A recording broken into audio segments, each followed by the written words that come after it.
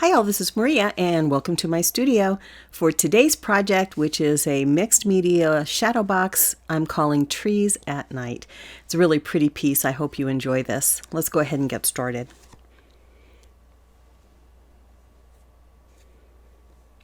We'll be using a variety of paints from DecoArt, the Americana acrylics line. I'll be using Royal Fuchsia, Winter Blue, Blue Harbor, Sapphire, and True Blue.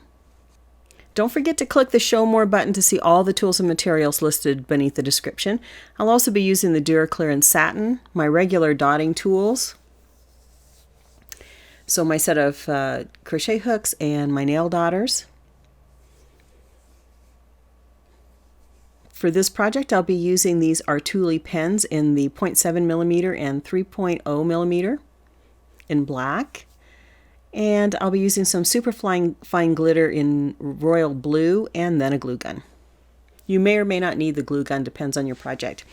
In my previous shadow box video, I showed you these little shadow boxes that I got from the Dollar Tree, and some of the centers came off, the little inserts came off easily. This one that I'm going to use didn't come off quite so cleanly, so I've gone ahead and painted it. It's a little rough on the background, but I think with adding the glitter, we'll be okay. If you can't find these, if your Dollar Tree doesn't carry them, I think you can find these in most discount stores or the thrift store. You can go to, some of the thrift stores and see what you can find. If you are new to my channel and you enjoy these videos, I would appreciate it if you'd subscribe, like the video, or leave me a comment. I really enjoy hearing from you. So to get started, I'm going to base coat that little centerpiece with True Blue, and then I'll use my stencils to go ahead and get a grid on this little piece. This piece is about 2.5 inches. The center of the actual shadow box is about 5 inches on the interior diameter. So to get started, I always place a dot or an X in the center, so I start from the center, not from an outside, because I noticed, for example, on this little piece, it's pretty irregular. They're pretty inexpensive. So I'm starting with my P16 11.5mm to put a center dot of fuchsia. And this is going to be a basic circular design, which is so pretty. So I'll use one of my smaller nail dotters and the winter blue. And I will just go ahead and dot around that center. One of the things that I do to kind of keep consistent, I don't know if you've noticed when you're doing a circular pattern, the last dot always seems to bump up really close to the first dot that you put down. So I use my grids to help me out. And what I do is use the largest part of the grid, and then I just try to fit as many dots as is reasonable in between. I hope that makes sense, but I think you can see this here. I'm putting another row using my small nail dotter with the winter blue and just finishing that up. At any rate, I find that helps me get a more consistent dot and helps me keep in round a little bit better. Now I'm using the same size tool, and I'm using the Blue Harbor, and we'll just put a row all the way around. It's a little hard to see this. It's a subtle color against the true blue background. You'll be able to see it as it dries because these colors all do dry a teeny bit darker than how they look when you're painting with them.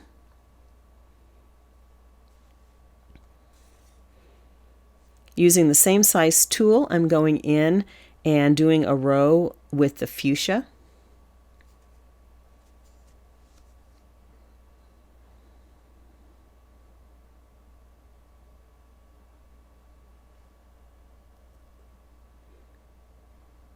And I'm using the grid marks that I have down to help me guide my placement.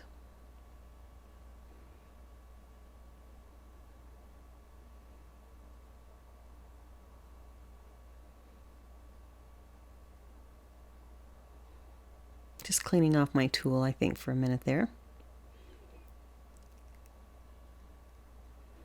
And now I'm going in with my large nail dotter and the baby blue.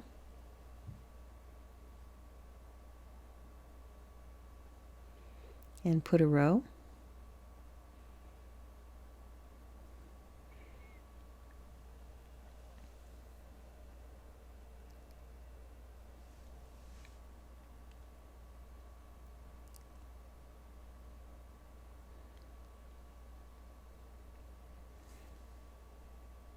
Now I'm going back down in a smaller size nail daughter and another row using the baby blue.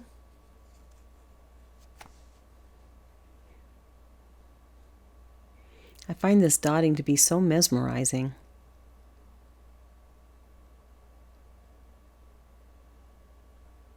I don't know if you can see, this is a little better showing you how I'm using the grids to kind of help me align up my dots.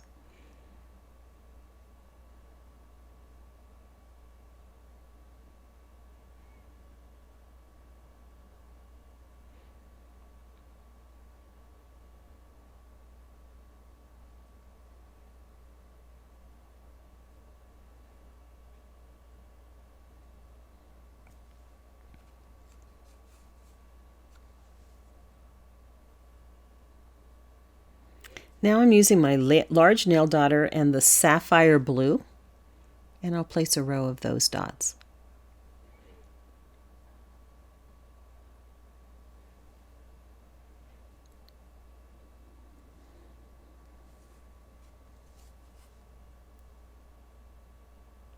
Do you guys like the basic circular pattern? I don't do a whole lot of those, but I really enjoy doing this one, so I think I might do a little bit more of these. Let me know what you think. Now I've moved up to the G6 4mm and the Fuschia. And I guess you can see really well here how I'm using the guidelines to help me line up my dots and get them placed, hopefully a little bit better.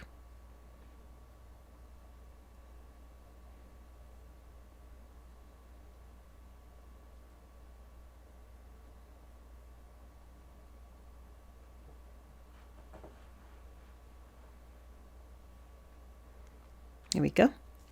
Now I'm moving back down to a smaller size nail daughter, and I'm using the winter blue, and I'll place a row of winter blue.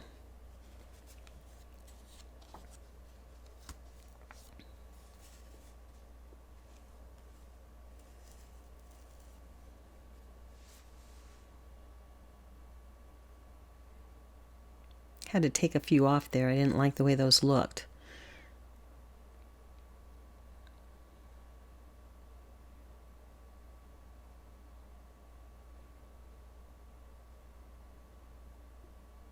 And I'll just go back in.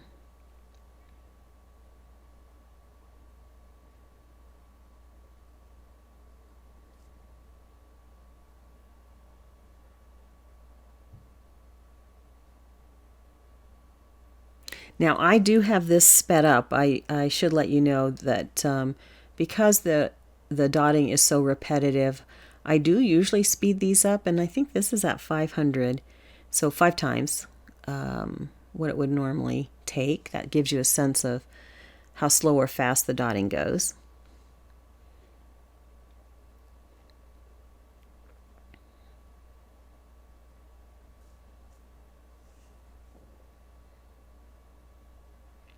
Now I'm going in with my G6 4mm and baby blue.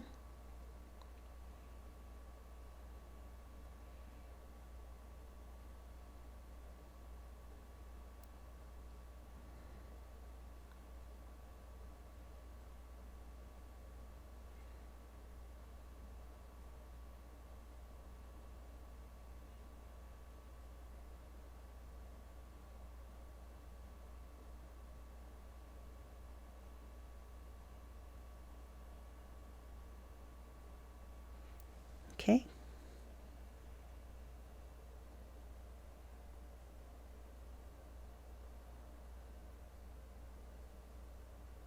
Now I'm just going to put some accents around that last row with fuchsia. So I'm using one of my smaller nail daughters and putting a little dot in the valley between those dots at the top.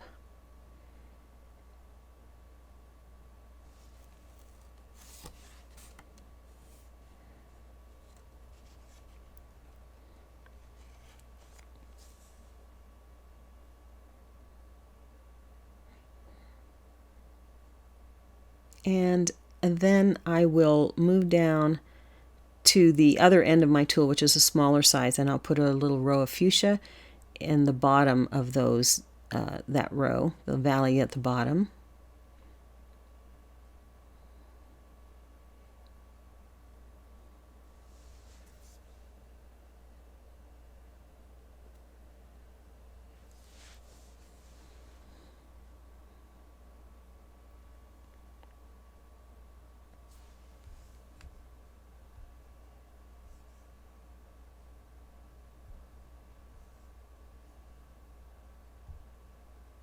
And now I'm using my K 10.5 6.5 millimeter and the Blue Harbor. And you can see that I'm starting to fall off the edge, so when you fall off the edge, just put as much of the dot down as you can.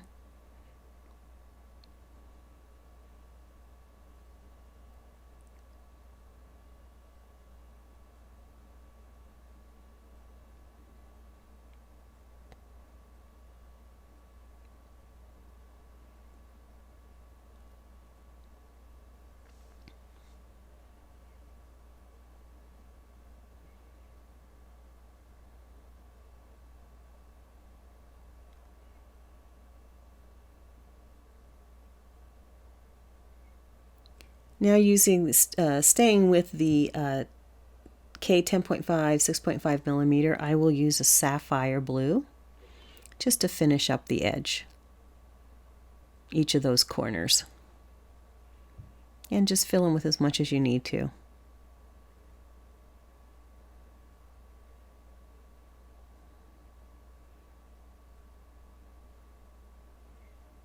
And that's it. So when I got to this point, I knew I was going to be using it in the shadow box. So I placed it in the shadow box to see what I thought. And actually, I think that looks nice. I think it's pretty. I could leave it like that, but gosh, you know me, I can't stop.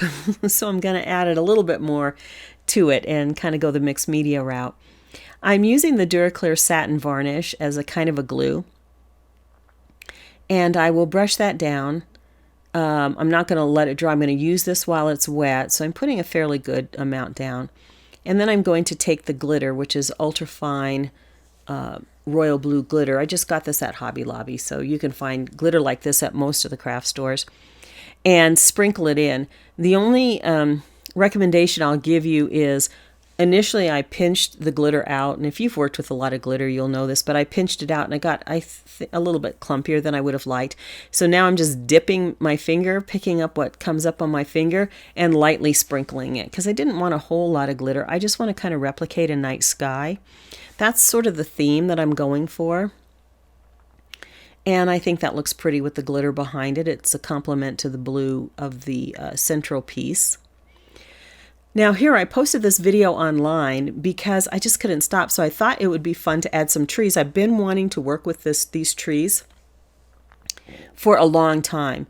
So I posted this little video to see what y'all thought. Trees, no trees, center of the shadow box or the bottom of the shadow box. And overwhelmingly the vote was for trees and bottom of the shadow box. So that's what we're going to do.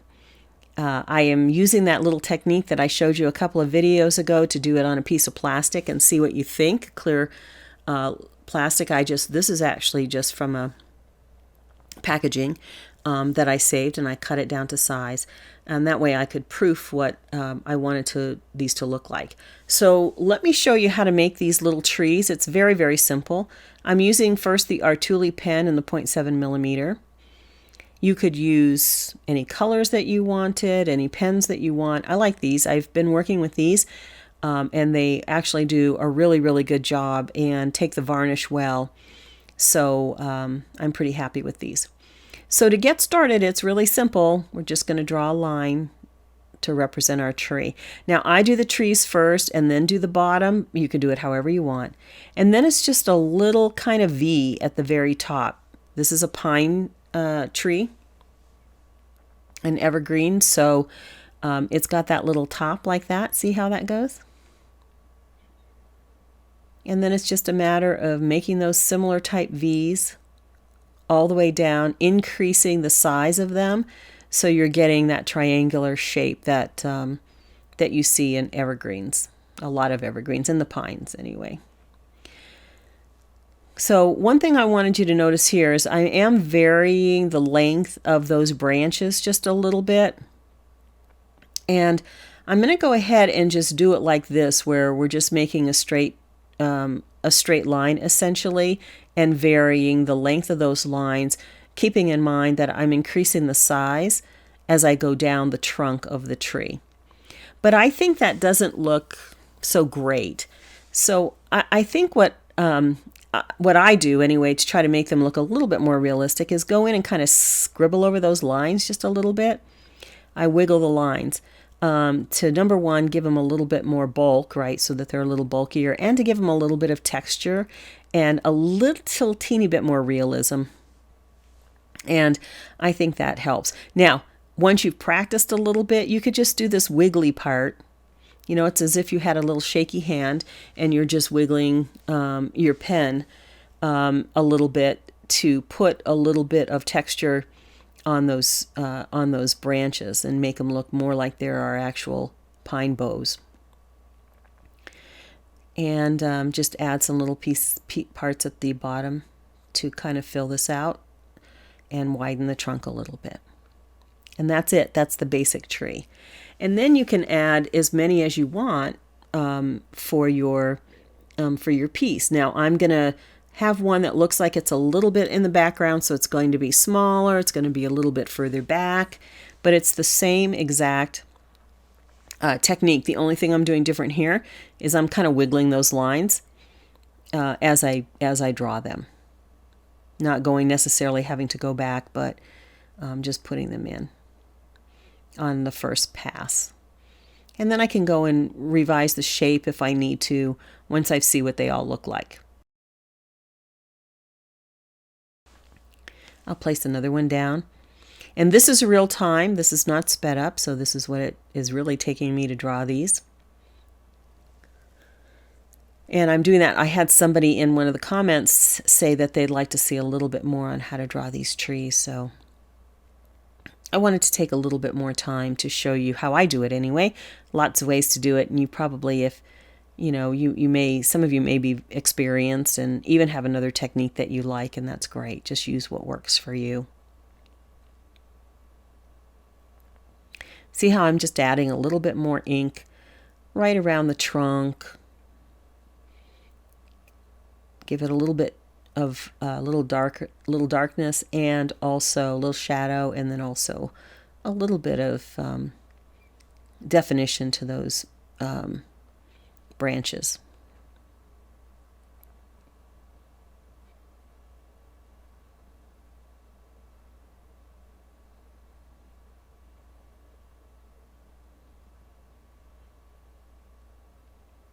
And make the trunk a little bit denser.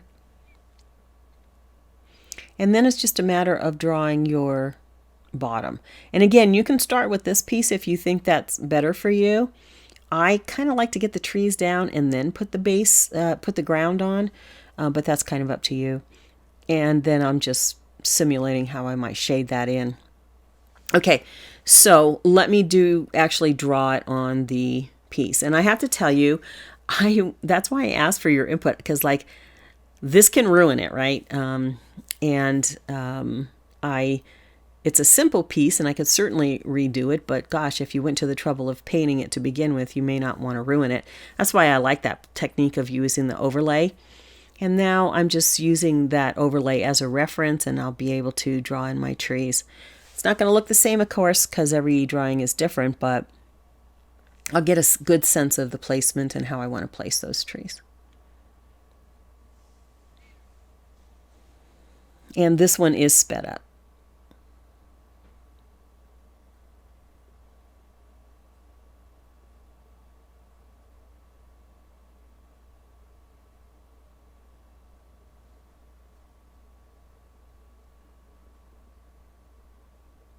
Tell me if you've been adding any elements like this to your paintings, or if it scares you to do it, because it really made me nervous. But I really wanted to have something with trees on it and a sort of a night sky background like this, a moon. This is kind of, to me, simulating the moon. I know these are not necessarily the colors of a moon, but I thought they were pretty, and I wanted a little bit of contrast and a little bit of color.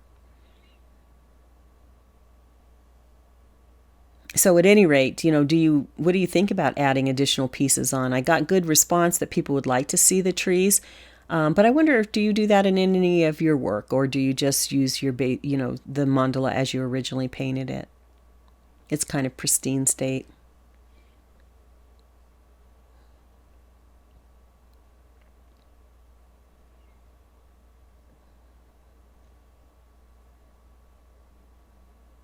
The only caution that I'll give you with this, you know, it does take markers a bit to dry, so be sure you're letting the previous trees dry just a little bit. You may even use a hairdryer or something like that.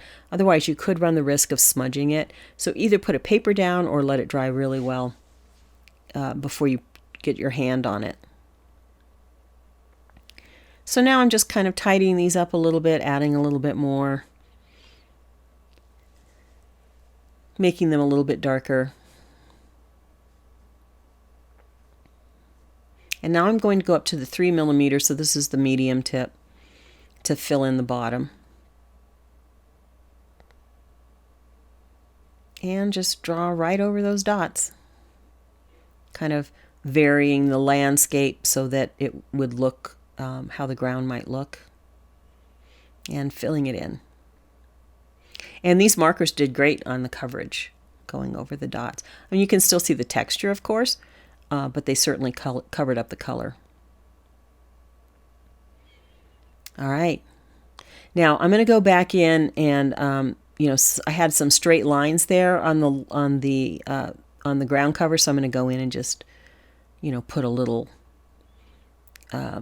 draw some little additional pieces so it's just not a straight line. You could see the texture right there of the dots behind it. Okay, because enough is not enough. This is dried completely, and I think what I'll do is glitter the ground a bit, and maybe even put a little glitter on the trees. I did put the glitter on the trees, and in retrospect, I think next time if I were to do this, I would not put the glitter on the tree because it made them fade into the background a little bit. I would put it on the ground cover because I thought that was really pretty, and then it kind of, you know, matched the shadow box background. So again, same thing. I just put some varnish down. You could use a gel medium or whatever you might have, but the varnish worked fine to grab onto that glitter. And then you can see I'm just putting a little bit of the varnish over the trees. I wanted to mention about varnishing. After I did the mandala itself, I did put a couple coats of matte varnish over that. And that's because I don't intend to put any more varnish. I wanted that background to be a matte, and I wanted the foreground with the trees to have a little bit of sheen. So I wanted that contrast in finishes. So same technique, I'm just putting the glitter on, the varnish has grabbed a hold of it, and then just tap off any excess.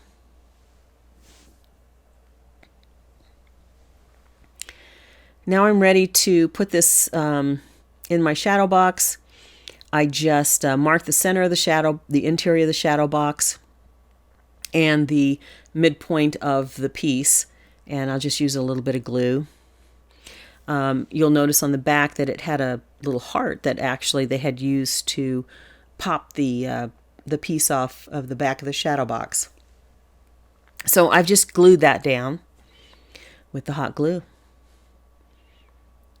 And that finishes the piece. I had already varnished the box before I put the glitter down, so it's pretty much ready to go. And this is what the piece looks like. Isn't that pretty with the glitter on the bottom of the trees there, the ground? I thought that looked really pretty, how that blended into the background. I'm just going to finesse this a little bit, clean it up. I saw some things that maybe didn't look quite the way I wanted them to, so I can go back in and add a little bit with a pen. And this is the final piece, different camera, so it's a little bit brighter. But anyway, that's the finished piece. I hope you enjoyed this mixed media shadow box night trees, or trees at night. I forgot what I called it now.